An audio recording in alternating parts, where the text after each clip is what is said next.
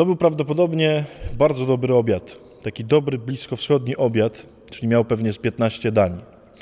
Dawid najadł się i potem położył się spać, jak to mężczyzna. Tak o tym pisze 11 rozdział drugiej Księgi Samuela. Kiedy się obudził po tej popołudniowej, poobiedniej drzemce, to wyszedł na taras. Zrobił sobie pewnie dobrą kawę z kardamonem i poszedł popatrzeć na świat. I właśnie wtedy wszystko się zaczęło. Zobaczył gdzieś w dole piękną, nagą, kąpiącą się kobietę. Okazało się, że ma na imię Batrzeba. I oczywiście obudziło się w nim pożądanie. Ale to nie było to dobre, to wymyślone przez Pana Boga pożądanie. Tylko to było pożądanie okłamane przez złego. To doprowadziło do tego, że zginął mąż tej kobiety. Dlatego, że Dawid oczywiście z nią spał, potem urodziło im się dziecko i Dawid nie mógł znieść, że ona ma bardzo pięknego, bardzo cudownego, bardzo szlachetnego człowieka jako męża, bo kimś takim był Uriasz Chetyta. To był taki żołnierz, który kiedy wracał z wojen i z bitew do domu, to nie mieszkał u swojej żony, tylko spał pod drzwiami Dawida, pilnując swojego pana. I Dawid doprowadził do jego śmierci. Oczywiście nie sam, dlatego że był tchórzem, tylko posłużył się rękami innych. Wszystko zaczęło się od obudzonego pożądania. Na tym właśnie polegał grzech Dawida.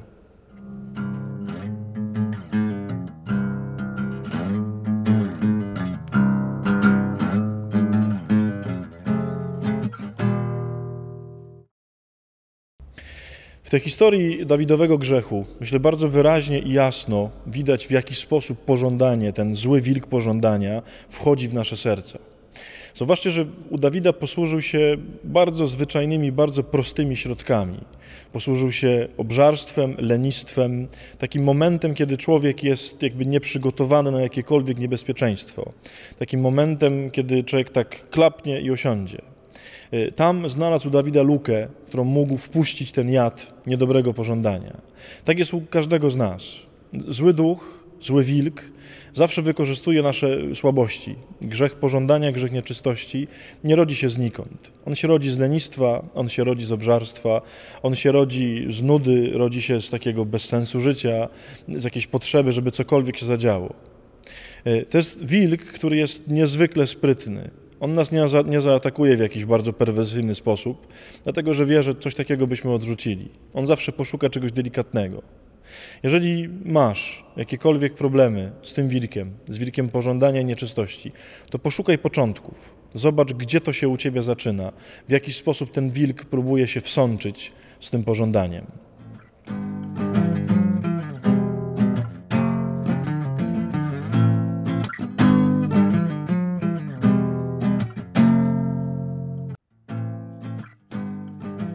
Pożądliwość działa, moje pożądliwości, moje spojrzenia lubieżne, pożądliwe, chcę to mieć, muszę to zdobyć, ta kobieta jest piękna.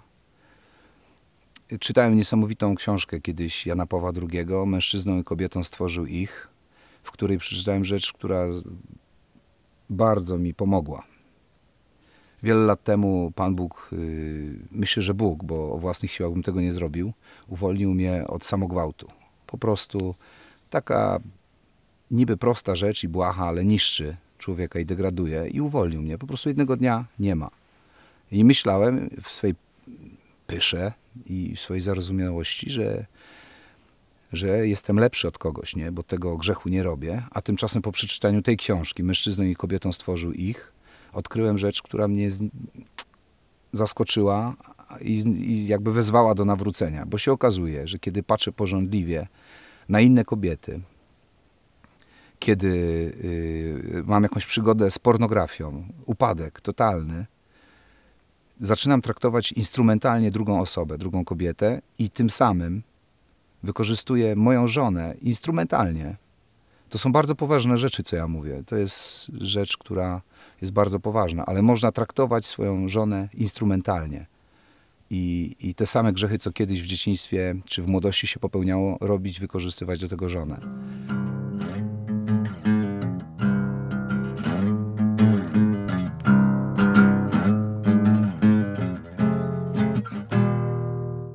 Zacząłem mocno na ten temat reflektować i walczyć z tym wszystkim, żeby ten wilk, lubieżnik po prostu przegrał.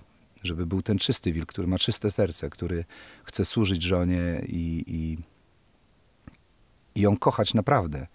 Nie traktować jej tylko jako instrumentu do zaspokojenia własnych pożądliwości, tylko żeby dać jej miłość, żeby ona się czuła kochana w każdym aspekcie. A chrześcijanie, nie wiem czy wiecie, mają 3 ołtarze.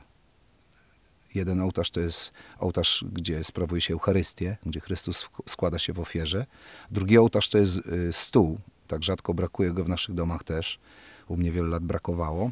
Normalny stół, na którym się je obiady, ale też leży Pismo Święte, można czytać z dziećmi i rozmawiać na te tematy. I trzeci ołtarz, chyba najtrudniejszy w życiu małżeńskim, to jest ołtarz celebracji sakramentu małżeństwa. Może trudne słowa, bo dzisiaj się mówi różnie na tą celebrację sakramentu małżeństwa, ale ta sypialnia, ta świątynia miłości i ten ołtarz małżeńskiego łoża są bardzo istotne, często zaniedbywane, przez to na przykład się mogą rodzić brak jedności, brak miłości, takiej głębokiej miłości. To jest to. Kiedy służę pożądliwościom, przegrywam na każdym polu i trudno się do tego przyznać.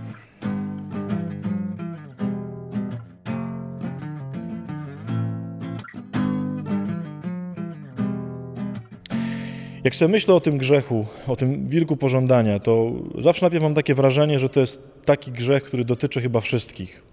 Nie spotkałem chyba jeszcze człowieka, który byłby całkowicie wolny od pożądania, od złego spojrzenia, od wykorzystywania innych. Po drugie, tak sobie myślę, że to jest grzech, którego nie doceniamy. W takim sensie myślimy sobie zazwyczaj, no może to nie jest za w porządku, ale no bez przesady, to żadna tragedia. W tej historii Dawida widać, że to jest grzech, który doprowadza do śmierci, który sprawia, że to, co jest wokół nas, to, co jest najpiękniejsze wokół nas, ludzie, którzy są wokół nas, giną. I nie chodzi mi oczywiście o to, że jeżeli ktoś grzeszy w ten sposób, to doprowadzi kogoś do śmierci. Tylko to jest taki grzech, który potrafi odebrać wszelką nadzieję, który potrafi zabić wszelkie dobro w nas, który sprawia, że człowiek tak osiada w takim mule zwątpienia i już nic innego dobrego nie widzi poza tym. Tak jak kiedyś Pan Bóg wyzwolił Licę, jak słyszeliście, tak samo kiedyś mnie wyzwolił. Latami zdarzyło mi się żyć niestety w nieczystości, również jako ksiądz. I Pan Bóg wkroczył w pewnym momencie i zrobił z tym porządek. Chciałbym was dzisiaj bardzo zachęcić, żebyście poprosili dobrego wilka. Oczywiście ci, którzy mają z tym problem, mają problem z grzechem nieczystości, z grzechem pożądania, takiego niedobrego pożądania. Żebyście poprosili dobrego wilka, żeby wkroczył. On ma niezwykłą moc tego, żeby oczyścić nasze serce. On ma niezwykłą chęć, żeby zagryźć na śmierć tego wilka, który nam rujnuje życie. Jeśli to jest twoja historia, to usiądź dzisiaj na krótką modlitwę i poproś dobrego wilka Jezusa, żeby usunął z ciebie wszelką nieczystość i dał ci piękne, prawe i czyste serce. To jest dzisiaj ten dzień.